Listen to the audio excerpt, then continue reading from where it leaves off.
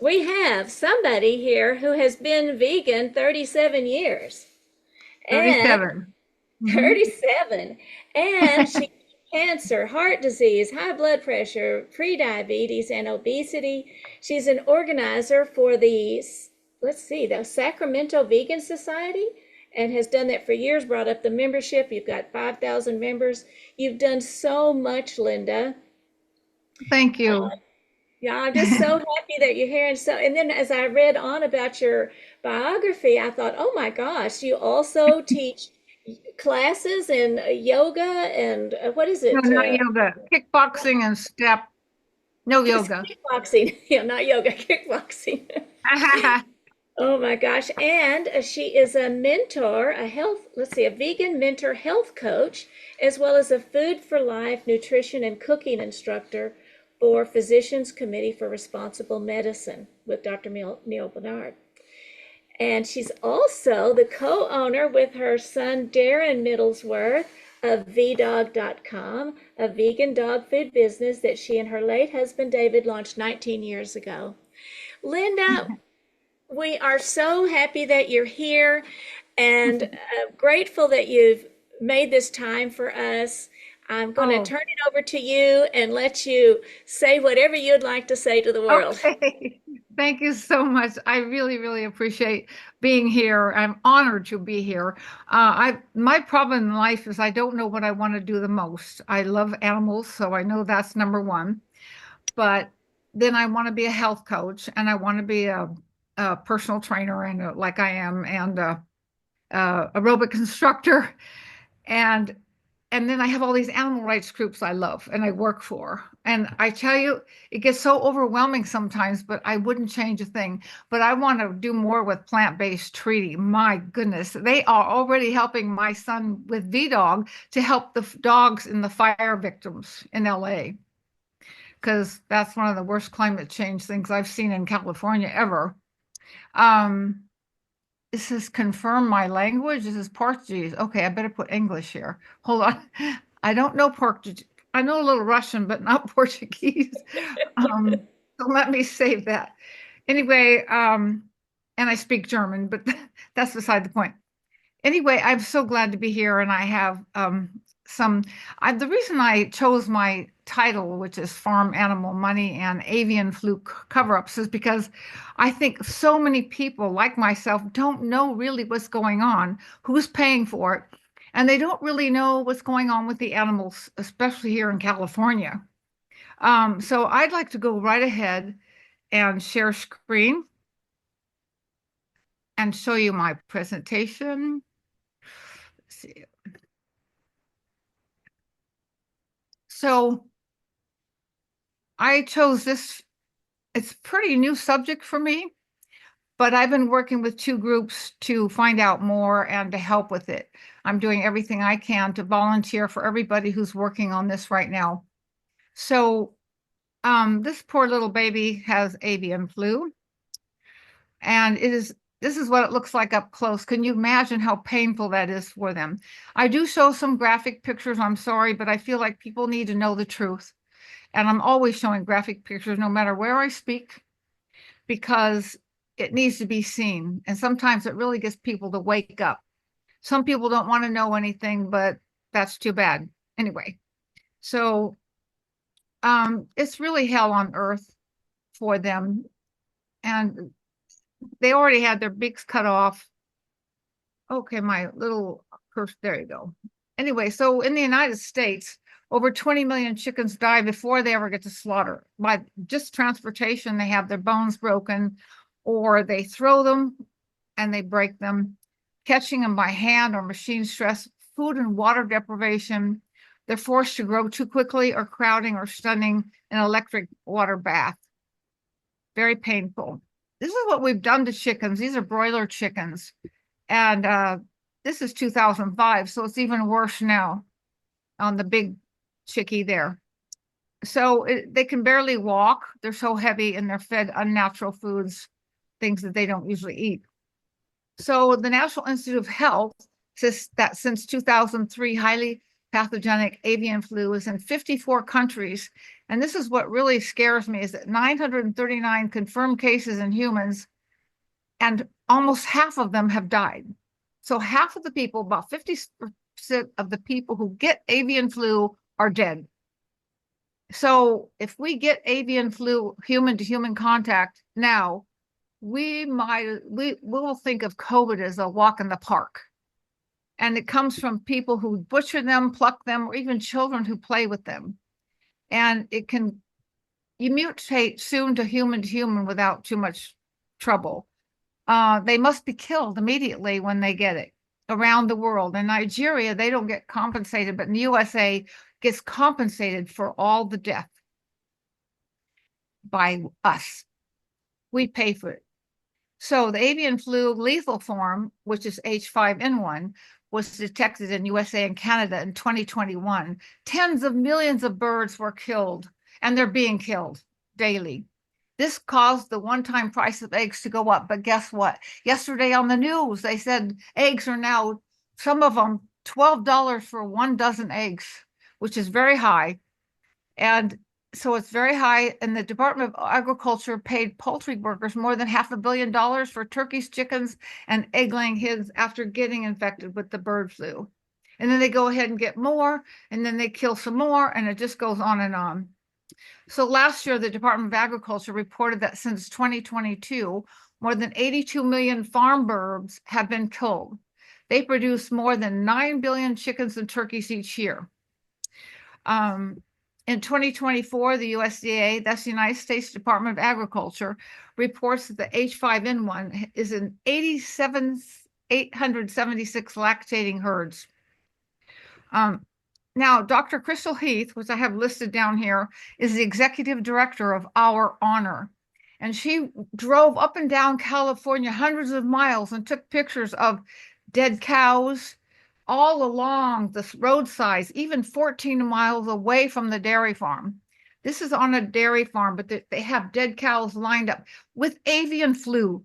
And this connects to the wild birds, which connects to humans and scavengers and even roaming cats and dogs. So even the healthy cows are not far from the sick cows, which just keeps it going. And then 1.7 million confined dairy cows are in California. And they're quarantined with avian flu, and we're the leading dairy. We have more cows than anybody in California. I live in California. And these birds, especially the European starling bird, are swarming around the cows, and they get the nasal discharge from the cow. Cats and dogs too. But this is the nasal discharge. This cow is actually laying down, and you can see a little bit of nasal discharge there. And that goes on to the wild birds and everything else around. So the avian flu is found in states, in 9 states, 108 countries, more than 500 bird species, 70 mammal species, polar bears, condors, 485 mammal and bird species have been infected. Since 2003, over 900 dairy cases reported to the World Health Organization. Half are fatal in 23 countries. And the cows get avian flu fevers. They reduce their appetite, and then they don't have good milk production. And so even in Washington, all the 20 wild cats like jaguars and tigers and lions were killed within 24 hours once they got the bird flu. They get a fever, get pneumonia, and die. It's really terrible. And then the way they kill the animals, not just the chickens, but the pigs too, and other animals, but mostly the chickens and the pigs. They use ventilation. Shutdown, which I did not know about, is the most horrifying, inhumane thing I've ever seen in my life. I will show you that in a minute. They heat up the room and close it up so they can't get air out. And they heat it up, and they just really burn up to death very slowly. So they get money to test how long it takes to kill them. They get tens of millions of dollars just to test all these chickens. And then they get paid off. They pay these companies their indemnification. For Jenny O Turkey Store, they got $88 million.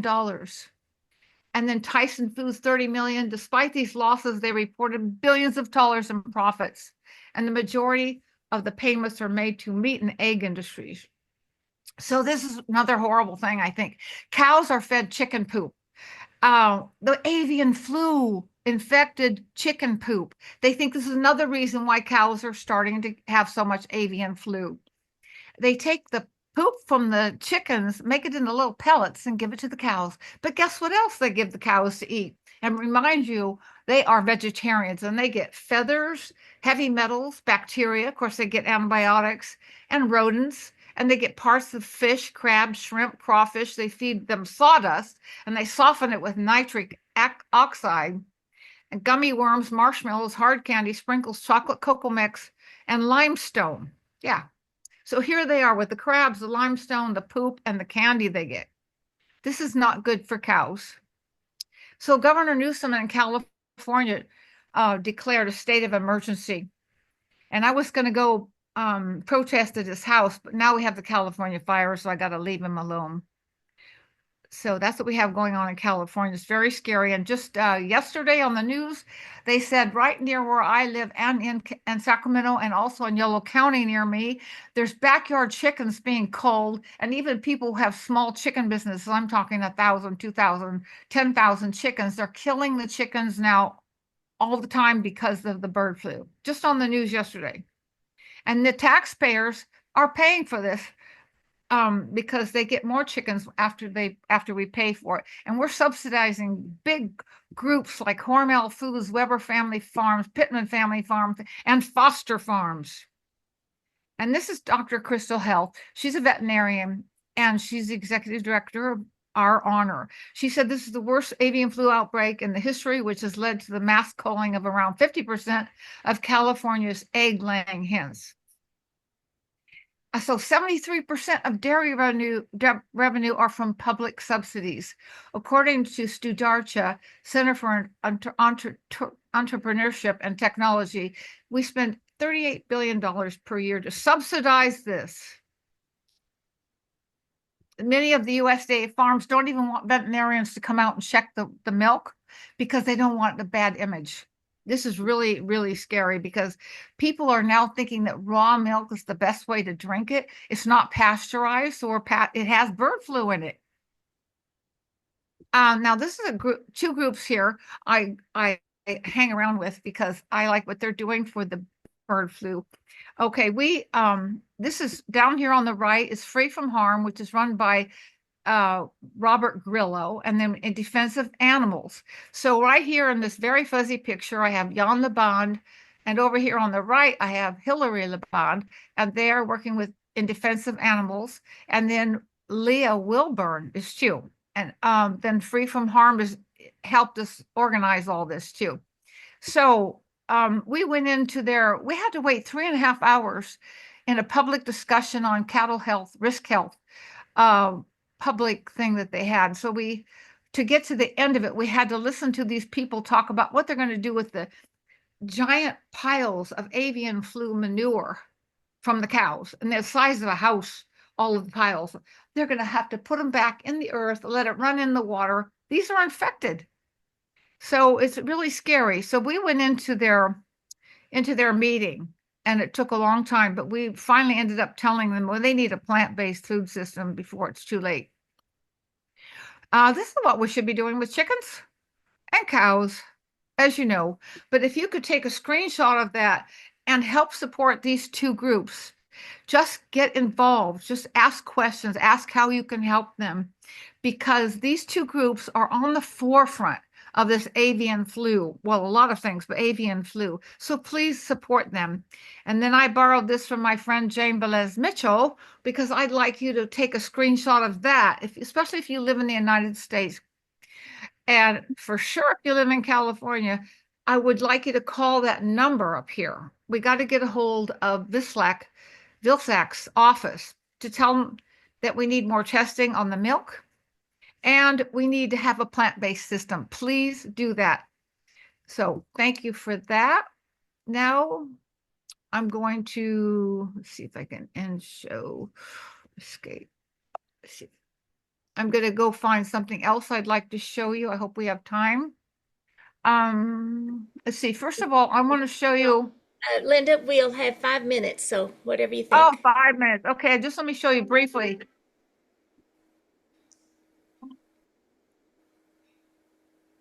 There's an avian influenza outbreak that's sweeping the country.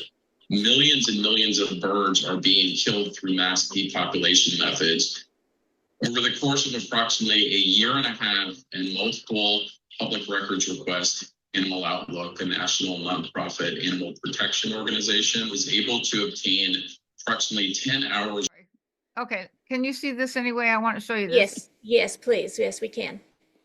Oh my. This is particularly concerning because it has spread to so many different mammal species. And each time it jumps from animal to animal, it creates a new opportunity for the virus to develop the mutations necessary that make it more easily transmissible between humans. Over the last year or so, we're starting to get more and more cases of humans that are affected by this virus. Right now, the majority of cases are from infected milk, raw milk, most likely through contact with hands, milk, and eyes. But we do have a few cases now that reflect the potential for the virus to further evolve and mutate and cause significant infection and disease.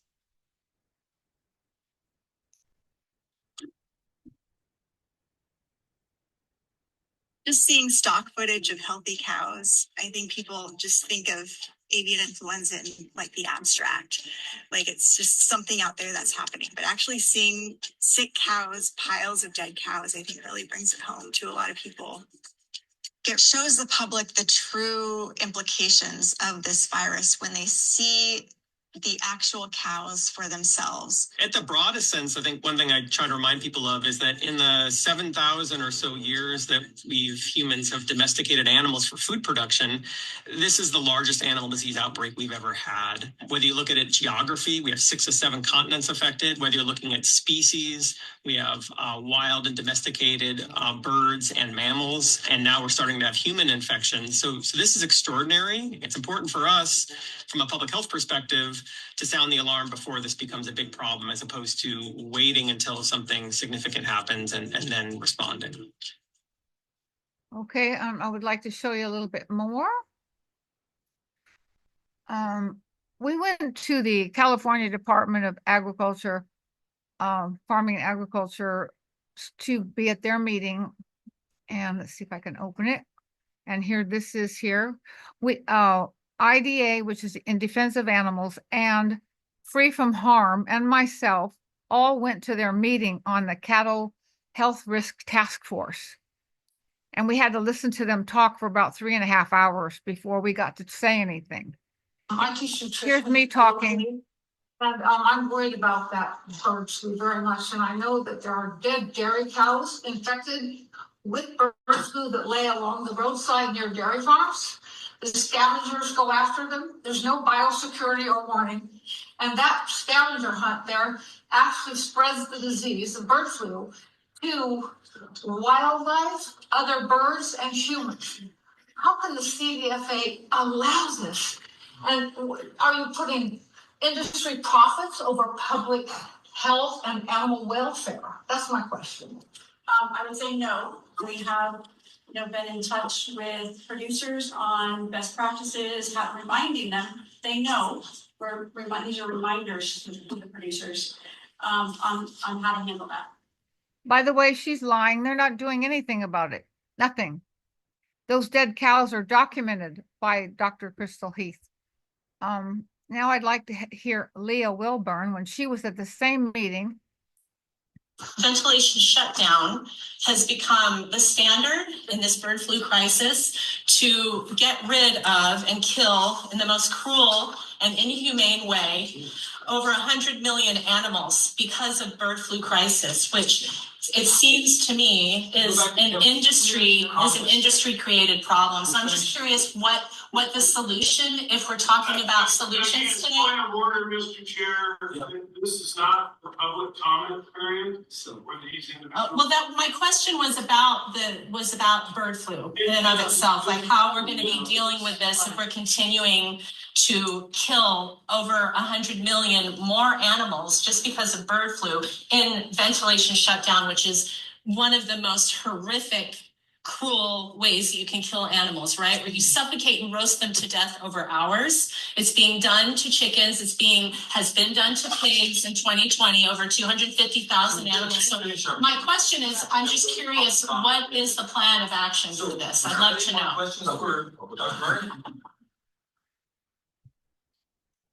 Anybody? Yeah, the question was simply how we plan to deal with having ventilation shutdown as a standard way of killing animals. Yes, we're adjourned. So no answer to the question from the public. No question. That was a question. Yes, it was a question. Stop.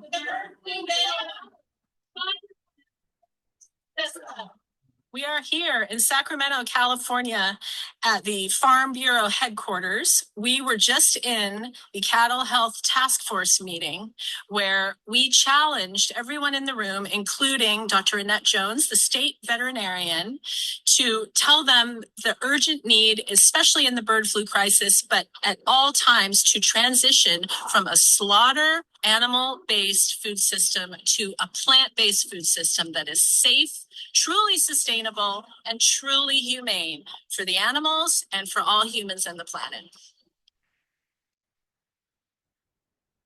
So I'm going to stop screen share now. Also, Dr. Crystal Health. I never know if I'm really live. And there we go. Are we okay now? Hey, everyone. Welcome to day 10 of Thriving in the Face of Cancer. I'm your host, Chef AJ, and every day for the next 21 days, I'll be talking to top doctors and other healthcare professionals, as well as people who have survived cancer. I don't know why she keeps popping up. She's a good friend of mine. Maybe she's trying to help me. I don't know. Anyway, so I just want to say that Crystal Heath has done an amazing job with and they have over 2,000 veterinarians who have signed the Stop Ventilation Shutdown because it's so inhumane. The pigs take sometimes 17 hours before they die. They're suffocating to death while they die. They put nitric oxide in there and everything. So it's really horrifying. And it was supposed to be for special issues they had, but now they're just using it all the time. And the really sad part is I think most people in America have no idea that we taxpayers are paying for all of this murder, this horrible way to murder, and to keep the whole ag system going. And so I want to work with Plant-Based Treaty. I want to get my governor involved. And I want to get involved with getting our city to be completely plant-based. I have 5,500 members in my own group here in Sacramento, the Sacramento Vegan Society. And I'm very proud of that. And we have several kinds of people. We have the animal lovers, ethical vegans. Then we have the people who care about their health. And then we have a few here and there who care about the environment.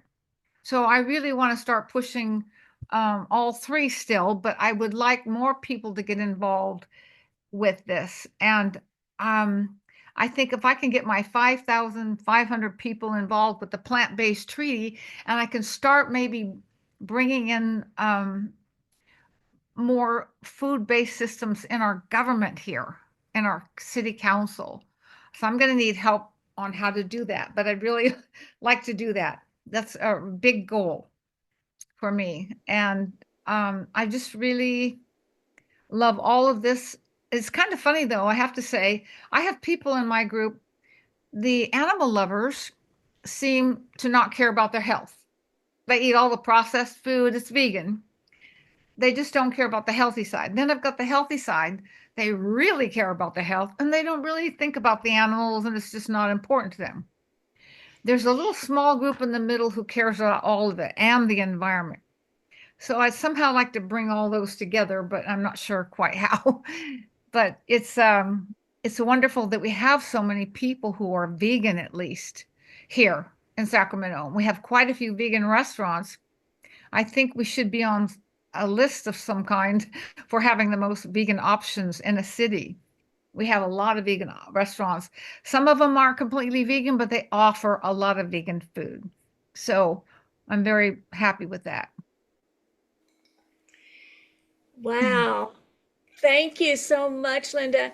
I tell you, I was so amazed at the presentation and the bird flu and how many animals are being killed. Thank you so much for that enlightening one. I will be sure and share it.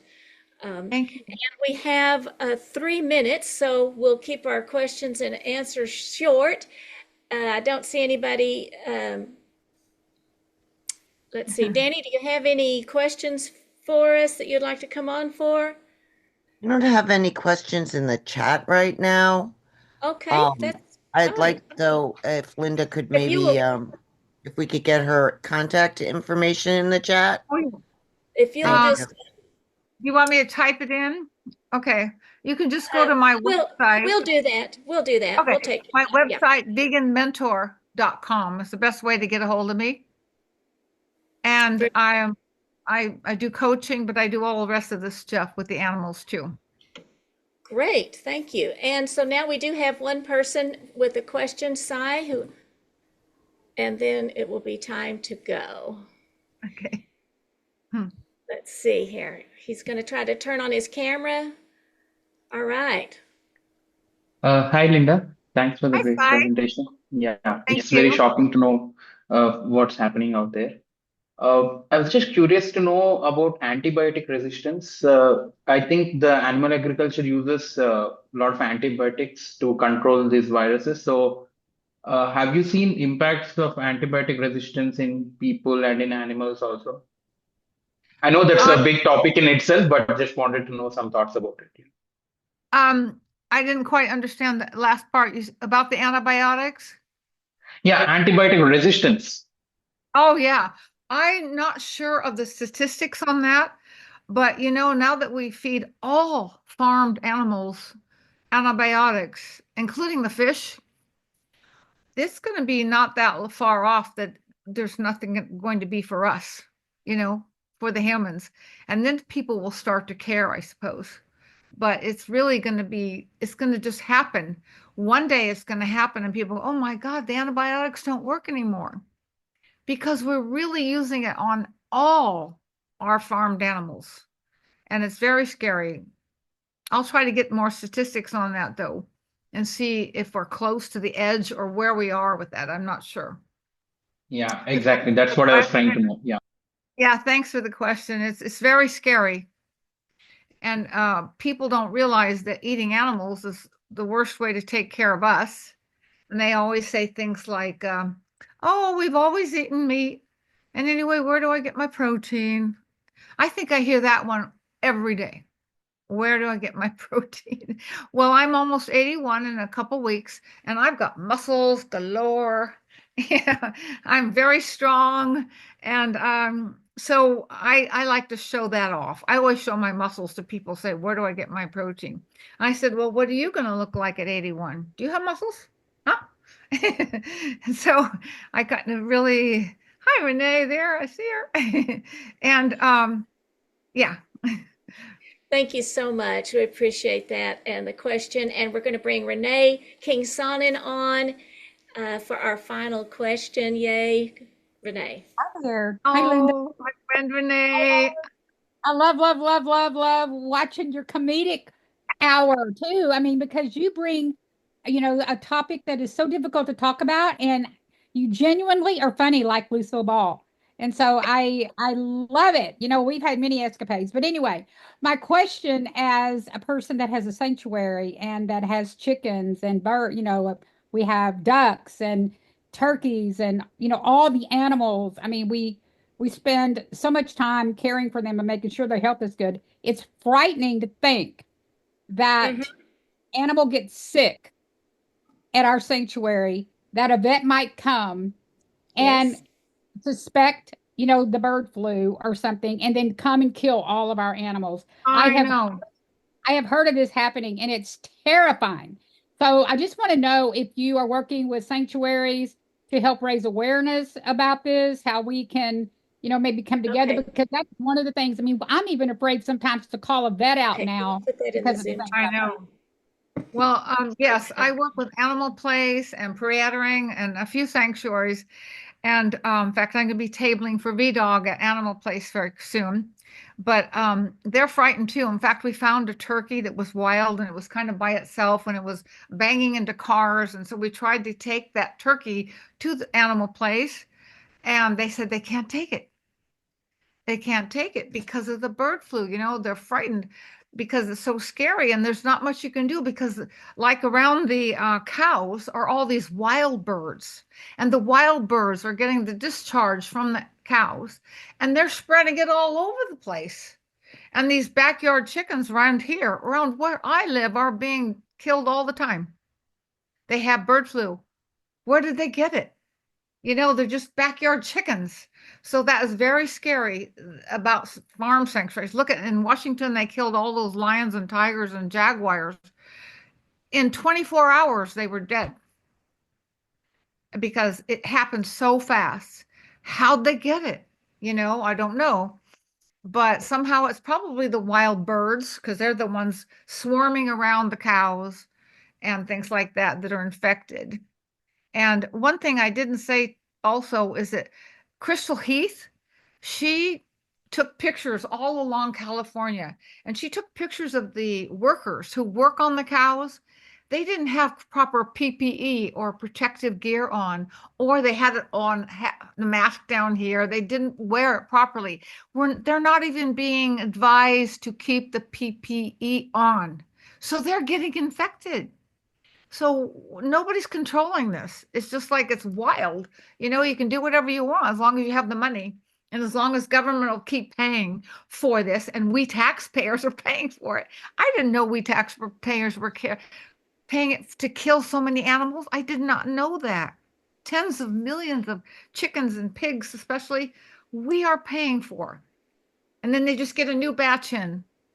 It's really horrifying, but yeah, I'm really worried about sanctuaries and being infected because there's not much you can do about it right now. That's why we have to stop this. The only thing I know you can do is like me. I sometimes am scared to call the vet out. When a chicken is ill, I'd rather take care of it myself than risk all of my. Oh yeah. Yeah, and I don't want you to get bird flu either. So. Yeah, no, it's very scary. Thank you so much. Thank you. And I think the one thing we can do is we can make sure people know the connections between bird flu and maybe stop eating these chickens. So thank you so much. That's the only good thing about bird flu is that people might not buy the eggs. They're so expensive now. That's right. Yeah. And maybe they'll stop drinking the raw milk now. Yeah, I hope so. That's the only good thing I can think of for bird flu. Yeah. Thank you so much. Thank you so much. You're welcome. Sorry about all the videos that popped up. Oh, it was wonderful. It was very informative. Thank you. Thank you.